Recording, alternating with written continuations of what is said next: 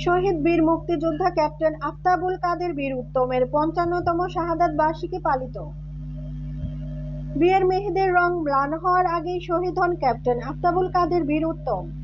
বিয়ের মেহেদির রং ম্লান হওয়ার আগে ১৯৭১-এর ২৭শে এপ্রিল খাগড়াছড়ির মহালছড়িতে পাক হানাদার ও তাদের সহযোগী মেজরদের সাথে প্রচণ্ড সম্মুখ যুদ্ধে শহীদ হন তরুণ অকুতোভয় বীর মুক্তিযোদ্ধা ক্যাপ্টেন আফতাবুল কাদের বীর উত্তম।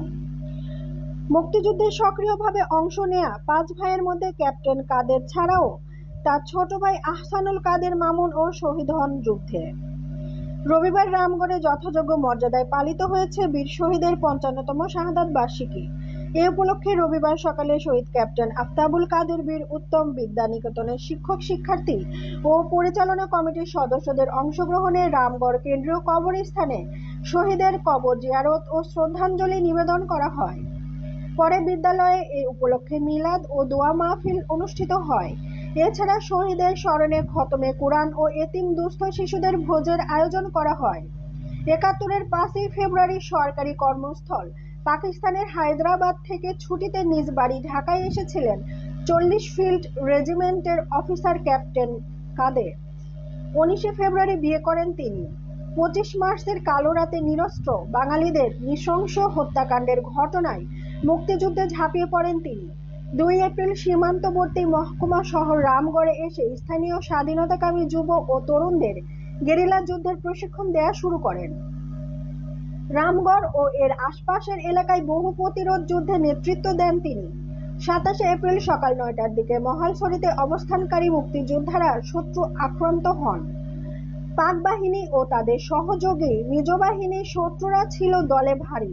পাক সৈন্যদের একটি নিয়মিত কমান্ডো কোম্পানি আর ছিল ২ ব্রিগেডে ১৫০০ মিজ সৈন্য ছিল শত্রুপক্ষে, যা মুক্তিযোদ্ধাদের সংখ্যার চেয়ে ৩ থেকে ৪ গুণ বেশি। এছাড়া বিমান থেকেও ও মুক্তিযোদ্ধাদের সম্ভাব্য ঘাঁটি লক্ষ্য করে একের পর এক বিমান হামলাও চালায় পাক বাহিনী। তবুও অসীম সাহসিকতা নিয়ে বীর যোদ্ধারা লড়াই চালিয়ে যান। এ সময় ক্যাপ্টেন কাদের ছিলেন রাঙামাটি রেকিতে।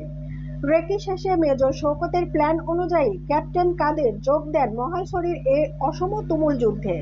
প্রতিকূলতা সত্ত্বেও বীর যোদ্ধারা অসীম সাহসে শত্রুদের প্রতিরোধ গড়ে তোলেন। এক পর্যায়ে শত্রুরা প্রায় ৪ দিক থেকে ঘিরে ফেলে মুক্তিযোদ্ধাদের। প্রচণ্ড যুদ্ধের এক মুহূর্তে শত্রুদের মেশিনগানের কয়েকটি গুলি এসে লাগে যুদ্ধরত অসীম সাহসী ক্যাপ্টেন কাদেরের বুকে। মাটিতে লুটিয়ে পড়েন তিনি। তুমুল গুলিবৃষ্টির মধ্যে সহযোদ্ধা শওকত আলী ও ফজলুর রহমান ফারুক আহত কাদেরকে উদ্ধার করে একটি জিপে করে রামগড়ে আনার পথে মৃত্যুর কোলে ঢলে পড়েন এ বীর যোদ্ধা। শেষ বিকালে তার মরদেহ রামগড় পৌঁছার পর কেন্দ্রীয় কবরস্থানে পূর্ণ সামরিক ও ধর্মীয় মর্যাদায় সমাহিত করা হয় তাকে। ক্যাপ্টেন কাদেরের দুঃসাহসিক অবস্থান ও ভূমিকার কারণে মেজর শওকতের নেতৃত্বাধীন মুক্তিবাহিনীর কমপক্ষে ৫০০ সদস্য নিশ্চিত মৃত্যুর হাত থেকে ওই দিন রক্ষা পেয়েছিল। ওই ভয়াবহ যুদ্ধে মিজ ব্যাটালিয়নের ৪০০ সৈন্য এবং পাক বাহিনীর কমান্ডো কোম্পানির ৪০ জনের মতো সৈনিক হতাহত হয়। মুক্তিযুদ্ধে অসাধারণ ও গৌরবোজ্জ্বল অবদানের স্বীকৃতি স্বরূপ ১৯৭৪ সালে সরকার ক্যাপ্টেন আফতাবুল কাদেরকে মরণোত্তর বীর উত্তম উপাধিতে ভূষিত করেন। চিকিৎসার্থে রামগড়ের দিকে চিকিৎসাধীন আসার পথে তিনি মৃত্যুবরণ করেন। আজকে এই দিনে আমরা ওনাকে স্মরণ করছি। ওনার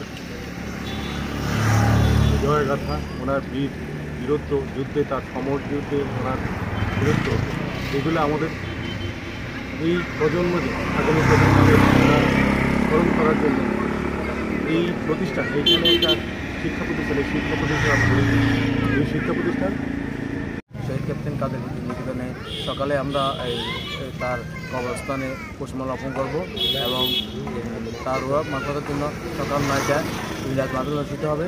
উক্ত মিলাদ মাহফিলে সকল অভিভাবক ছাত্রছাত্রী সবাই অংশগ্রহণ করবে এই আশা ব্যক্ত করি। রামগড় হয়ে উঠে মুক্তিযুদ্ধের অন্যতম একটি স্থান। এটি পরিণত হয় মুক্তিযুদ্ধের সেক্টর ১-এর অন্যতম। এইখান থেকে গোটা পার্বত্য চট্টগ্রাম ফেনী অংশের মুক্তিযুদ্ধের নেতৃত্ব এবং পরিচালিত হতো এখান থেকে, এবং তার মধ্যে শহীদ ক্যাপ্টেন আফতাবুল কাদের অন্যতম ভূমিকা রেখেছেন। উনি এই রামগড় সেক্টর ১-এর থেকেই রাঙ্গামাটি যুদ্ধে অংশগ্রহণ করার জন্য রাঙ্গামাটি গিয়েছিলেন। সেই সময় মহালছড়িতে মুক্তিযোদ্ধারা পাক বাহিনীর দ্বারা আক্রান্ত হয়। সেই খবর পাওয়ার পর ঊর্ধ্বতন কমান্ডারদের নির্দেশে শহীদ ক্যাপ্টেন আফতাবুল কাদেরের যে দল আছেন সেই দল মহালছড়ি যুদ্ধে অংশগ্রহণ করেন এবং 27শে এপ্রিল সে মরণ